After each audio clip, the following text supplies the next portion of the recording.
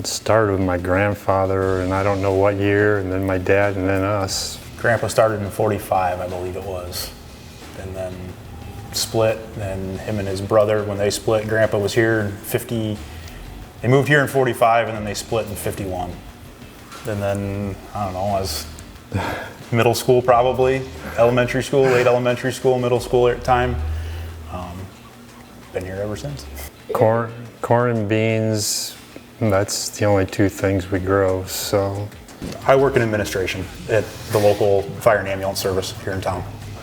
I work 24/48 schedule outside of the farm, so it allows me to have those 2 days to be here.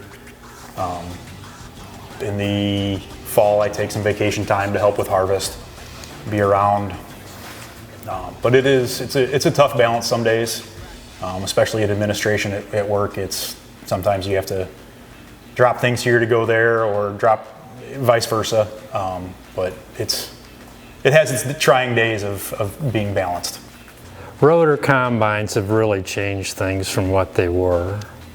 So that was probably the best, and I think they're still the best one on the market. But my favorite tractor always still is the 2-foot. Yeah. We had a 7240 that I would love to have back. Yeah. Everything's pretty much red except the sprayer and a bean planter.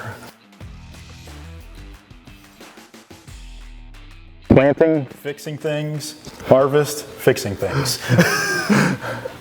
Polishing in between. Exactly. Your normal maintenance stuff, oil changes, things that are broken, tires, things that need to be fixed to keep the operation running.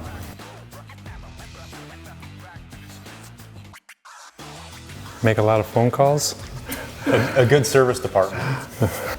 Dealerships who carry parts.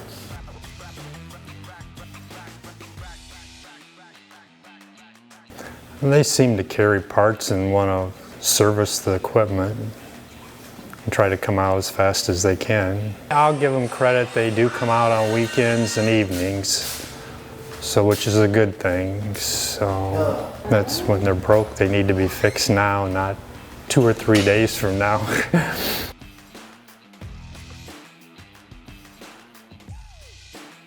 Well, it's the field view drives are good for building your yield maps, seeing where you've got some downfalls as far as your nitrogen and things like that. Maybe you can adjust that for the following years, but it helps build some good yield maps. And you've got trials and test plots and things like that you can look back on and see what worked and what didn't work.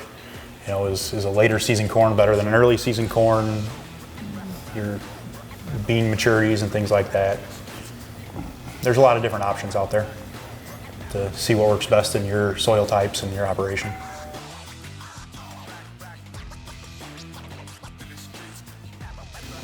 It's growing around here and around everywhere. I think there's studies out there of spraying with a drone versus using a plane or a helicopter or even a ground rig, but it's definitely evolving over the years.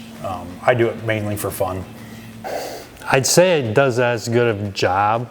The only thing is you can't cover a lot of acres with one drone or 2 drones. I mean, really in a day.